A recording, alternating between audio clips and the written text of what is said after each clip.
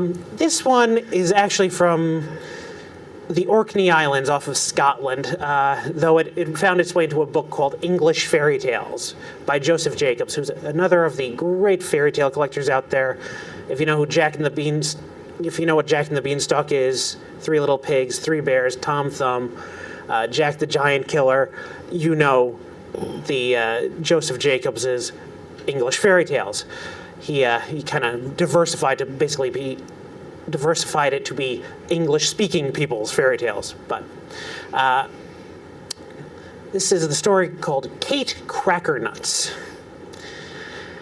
Now, once there was a queen who had no king. And in the kingdom next door to her, there was a king who had no queen. And they saw that it would be better for them to be together than apart. So they came together and they got married. Now, the queen had a daughter by the name of Kate. And the king had a daughter named Anne. And these two were great friends from the beginning. They loved each other like true sisters. But not all was quite well, for the queen had been watching as they had grown up, and she realized that Anne was getting more and more lovely every day. Whereas Kate was, she was growing up, but she wasn't beautiful like Anne. It's like, why should my stepdaughter be the more beautiful one? Why shouldn't it be my daughter? So what she did is she went out and she found a henwife who knew magic. And the henwife told her to send Anne to her fasting one morning. So one morning, she tells Anne to go down to the henwife's and get some eggs. It's early, she hasn't had breakfast yet, she's leaving, but she spots a little crust of bread and she grabs it and she just sort of like chomps on it as she's going out. She makes it all the way down to the henwife's. The henwife says, lift the lid off this pot. She lifts it up. Nothing happens. She sends her back, telling her to tell her mother to keep the larder door better shut. The next day, she says, you know what? Why don't you go down and get some eggs again from the henwife? She's going down. She hasn't eaten yet, but she sees some peasants picking peas by the side of the road. So she takes a handful of peas, and she's just sort of eating those as she walks along. She gets to the henwife's house. She says to lift the lid off the pot. She lifts it up. Nothing happens.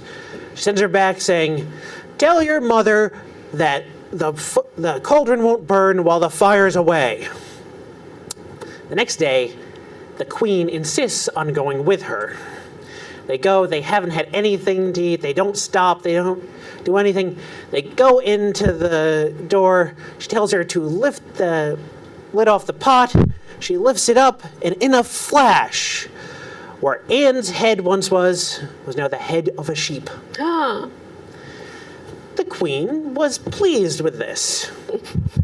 Her daughter, Kate, wasn't. She saw Anne in this pitiful state. She got a nice, expensive scarf, wrapped it around Anne's head to hide it, and decided that the two of them needed to get out of there. So they started traveling. They went on and on until they got to another kingdom, and they got to another castle. And they knocked on the door, and she asked for lodging for herself and her sick sister, Anne. And they let them in. They found out that this was the home of a king who had two sons. One was well, but the other was sick, and he was sickening away to death, it seemed. And whoever stayed up with him to keep him company, though, it seemed they disappeared by the next morning. Now the king offered a bushel of silver for whoever would stay up with his son. Kate was a brave girl, so she agreed to it.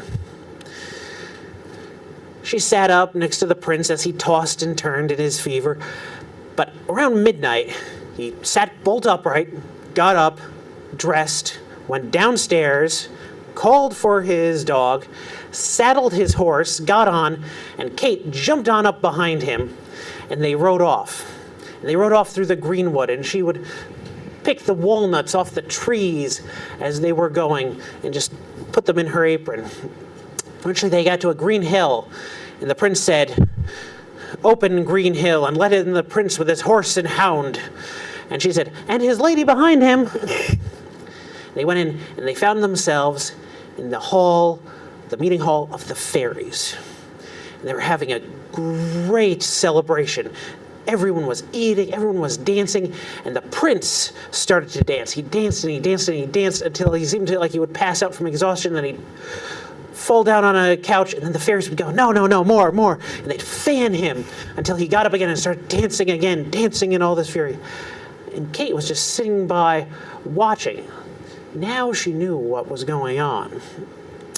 It all lasted until the rooster crowed the next morning. Then the prince turned, got on his horse, Kate jumped up behind him, and they rode back to the castle. The next morning, Kate sat by the fire, cracking walnuts, and the king came in, and she said, "Well, he had a good night, but if you want me to stay up with him again, I'm going to need a bushel of gold this time." So she hadn't disappeared, which was good. So he agreed, and she stayed up the next night.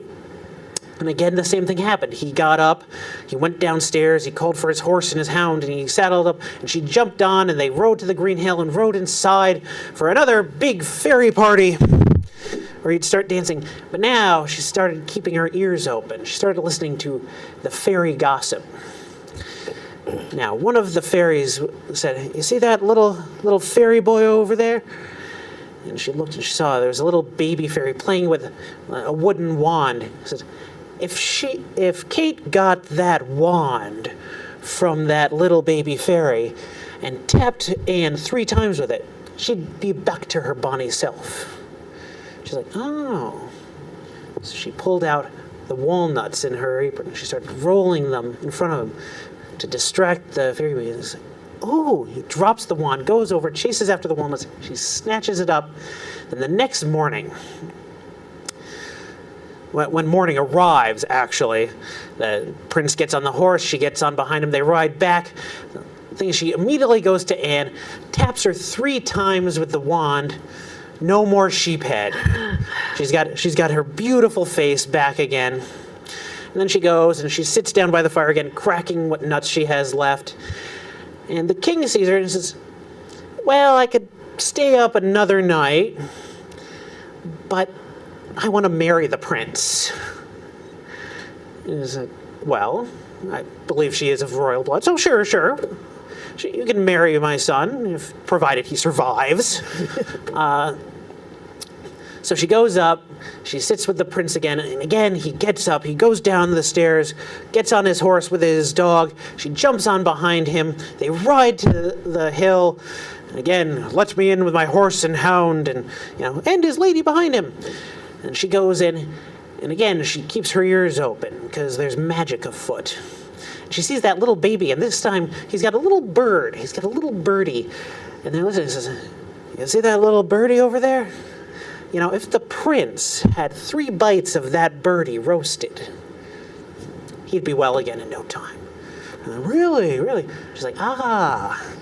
She takes out her walnuts again, rolls them in front of the fairy baby until he forgets about the little bird. She snatches it, which is not easy,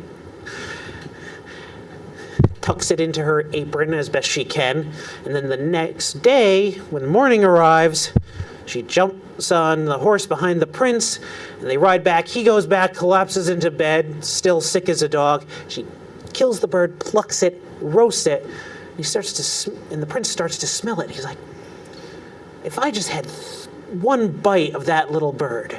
She gives him a bite. He seems better already. "If I had another bite, what'd I do?" She gives him another bite. Says, "I'd love 1 more bite." She gives him the last one. Once again, he's hale and hearty. And the next time the king saw them, they were both sitting by the fire, cracking walnuts. Meanwhile, Anne and the other prince had actually hit it off rather well. So in time, the sick sister married the well brother, and the sick brother married the well sister, and they lived out all their days happily.